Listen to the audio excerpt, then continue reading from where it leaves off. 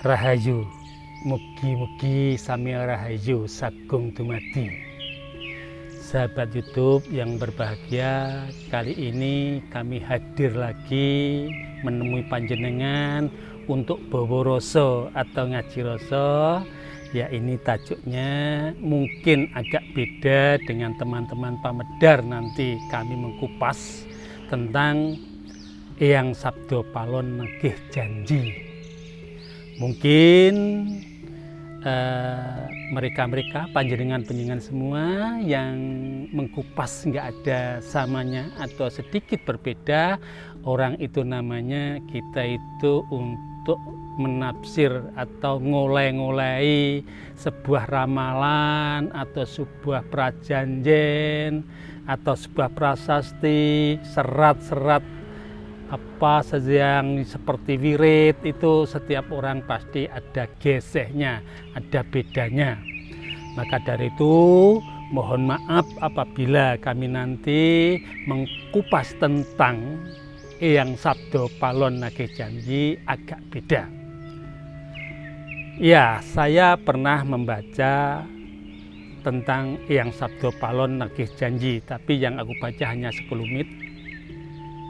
Demikian pada saat suruting mau suramnya kerajaan Majapahit itu Sabdo Palon, ya Eyang Sabdo Palon itu agak sedikit berbeda atau ada pendapat yang enggak sama dengan Raja Majapahit V, sehingga dia sedikit agak kurang berkenan atas dasar kejadian itu.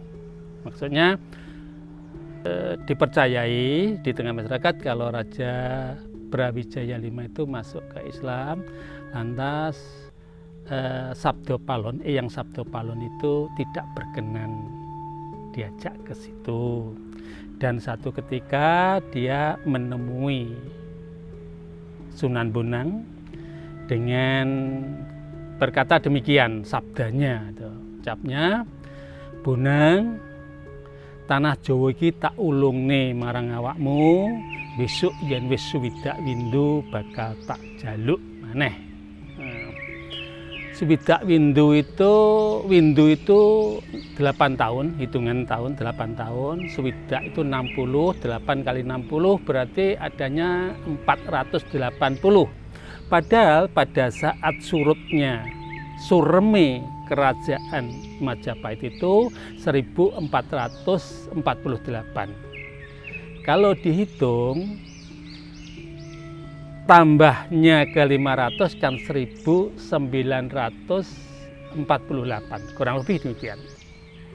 Kalau 500 tahun, tapi kalau Suwidak Windu 480 ditambah 1448 itu terjadi kurang lebih ya mungkin 1928 kemungkinan gitu. Seandainya itu nagih itu kan sudah kelewat waktu kedaluwarsa, yang artinya sudah sekian tahun kalau dihitung pada saat ini. Ini namanya kan prediksi, namanya kan ramalan, bisa jadi bukan sebuah kepastian. Yang jadi sebuah kepastian adalah nagih. Apa iya Eyang Sabdo Palon itu akan bangkit lagi untuk nagih? Logika pasti akan menolak. Karena apa? Eyang Sabdo Palon itu dipercayai meninggalnya Murud Kasidan Jatinya itu dengan moksa. Padahal orang yang sudah moksa itu ragani, fisiknya itu sudah tidak ada kemelekatan sama sekali tentang duniawi. Sudah bersih, sudah terlepas dari masalah pulut lenduting kadonyan, sehingga dia kembali tepatnya manunggal dengan Sang Hyang Widi itu sudah tidak kembali lagi.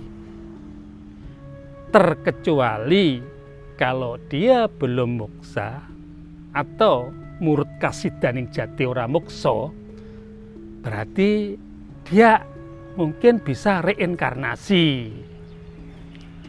ganti rogo salin wadak, ruhnya, atmanya tetap Eyang Sabdo Palon. Ini pandangan saya.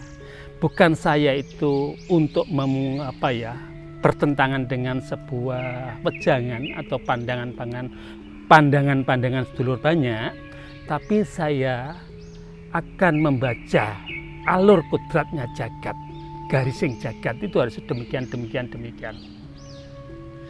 Maka dari itu aku berkeyakinan Eyang Sabdo Palon itu sudah manunggal dengan Sang Hyang Widi, dengan sumber ning urip, sudah kembali ke alam suwung, sudah ke alam yang betul-betul lepas dari keduniawian. Nah, kembali akan kita bertanya, kenapa dulu memberi catatan seperti itu? Sebetulnya hal itu sebagai piwulang bagi anak cucunya. Dengan turun-turune wong Jawa itu supaya kita tahu, oh ini wayahe nagih. Sing nagih sapa? Yang punya kewajiban nagih itu anak cucunya. Orang-orang Jawa yang masih kukuh kekeh memegang tradisi Jawa. Budaya Jawa itu masih terpegang kuat.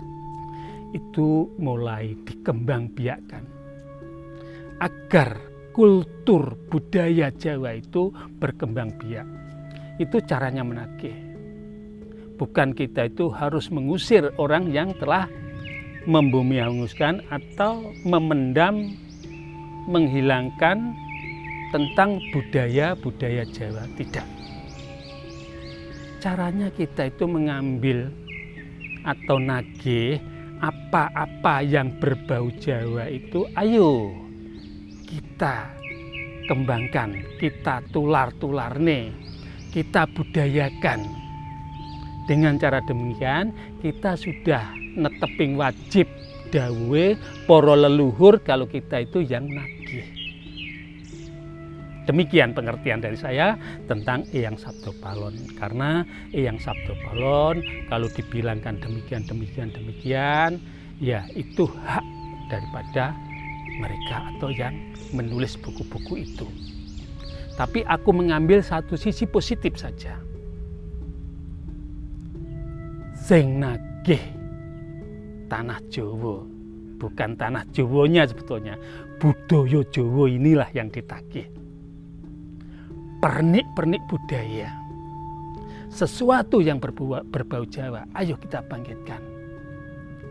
Sastra Jawa, ayo diurip-uripi, membuat pawiatan atau sekolah-sekolah yang berbasis piwulang aksara Jawa. Karena hal itu sudah tumpes tapis tergilas dengan pendidikan atau sekolah-sekolah yang berbasis dengan luar negeri. Maaf, semuanya mungkin bahasa Inggris, mungkin bahasa Arab atau TPA.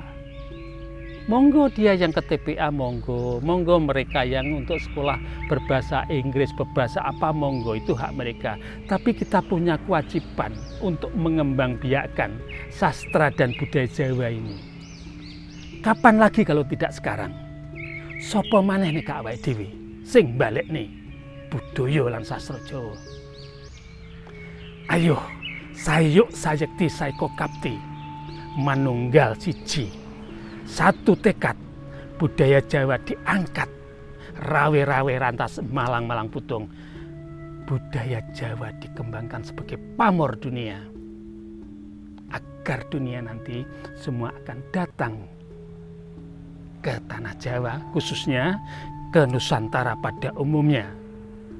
Kita malu kalau ada orang-orang Amerika, Eropa itu sama beksan, sama bisa ngidung, nembang Jawa, nari Jawa.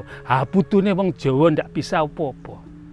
Apa iya besok anak cucu kita sekolahkan ke sana? Satu saat kalau kita tidak segera bangkit hari ini, kita jangan sampai tertidur pulas dinina bubui dengan budaya-budaya luar, tata cara hidupnya orang luar. mbambai dewi kuwi nguweki gegambaran, nguweki tulodo, nguweki piweling iku luhur banget. Ora ana kang tandingi. Tidak ada yang akan bisa menyaingi maupun menandingi tentang Jawa. Lihat sederhana aja.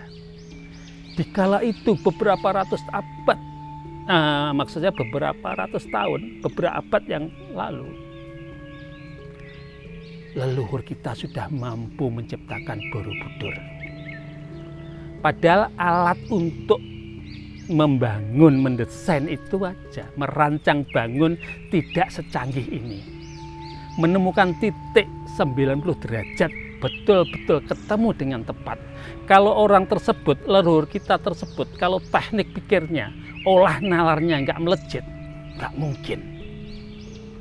Membuat gaya lingkar betul-betul di stupa itu, lingkarnya betul-betul jongko, gitu loh. Maka dari itu, kalau saya agak berbalikan pandang dengan panjenengan tentang nagih janji itu, saya mohon maaf, tapi saya tetap bersikukuh, punya ketetapan hati bahwa yang nagih kita ini. Biar Eyang Sabdo Palon dia sudah damai di alam suwung, sudah manunggal dengan Sang Hyang Jagat Widi. Dia sudah manunggal jadi satu di sini. Karena apa? Ada tatanan tersendiri. Seorang roh ya, salah satu roh, bukan seorang roh atau atma atau psikis itu kalau masih kemelekatan duniawi, masih hubudunnya, walaupun hanya seujung rambut, dia mau manunggal tidak bisa. Saya yakin niscaya dia akan kembali atau reinkarnasi ngalami kiamat. Ngerungok nih gento kekeleng, panyebule gento kekeleng atau ditiupnya terompet sangkakala. Itu saya yakini. Tapi Eyang Sabdo Palon itu orangnya sudah katakanlah lepas dari kemelekatan.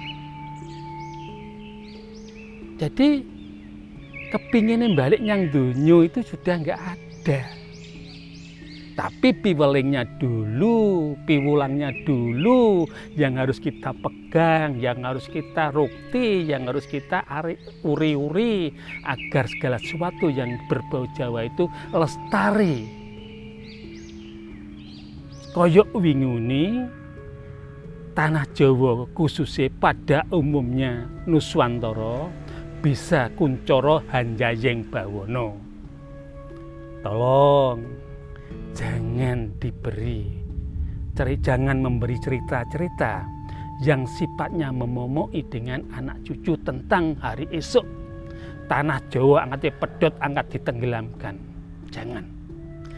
Kalau tanah Jawa tenggelam, yang minta ditenggelamkan bukan siapa-siapa, kita.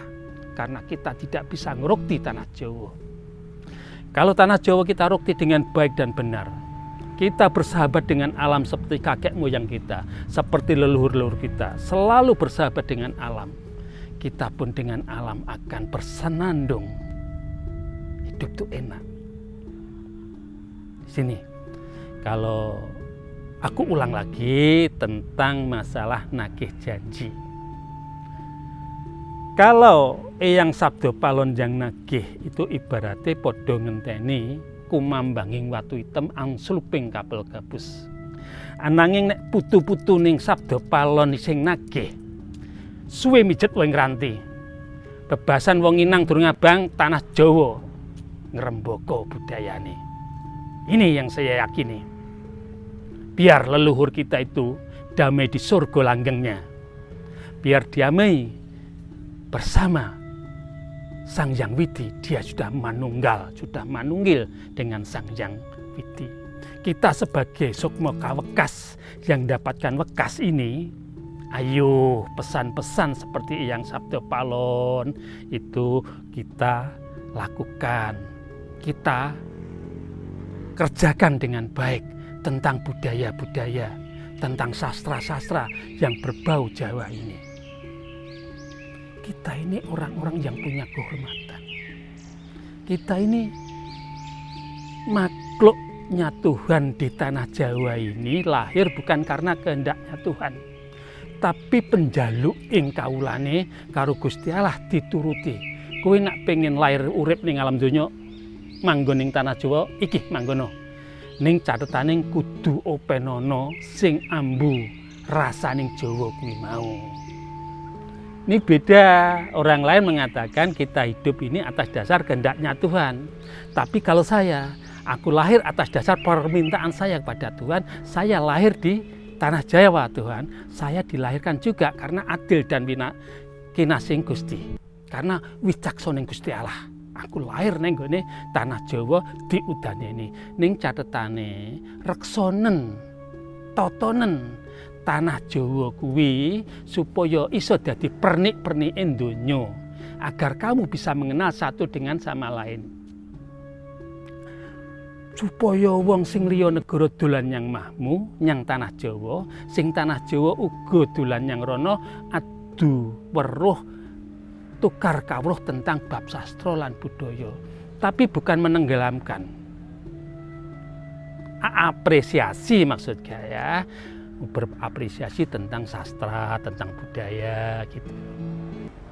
Iman ini dibilang lebih baik telat tini luwih becik telat tinimbang ora babar blas.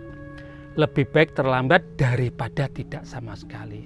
Ini masih ada sebuah kesempatan emas. Karena apa? Aku yakin 2050 akan terbentuk sebuah apa ya? Negeri ini menjadikan mercusuar dunia. Maka dari itu, ayo semangat, ayo bangkit. Negeri ini ditata sebaik mungkin, agar kuncoro hanjayeng bawono. Nanti akan saya teruskan di part 2, part 3 tentang Eyang Sabdo Palon nagih janji. Nah, sekarang sekian dulu atas pedaran kami. Mungkin ada kurangnya atau tidak cocoknya yang tidak berkenan di hati panjenengan semua. Saya mohon maaf. Rahayu.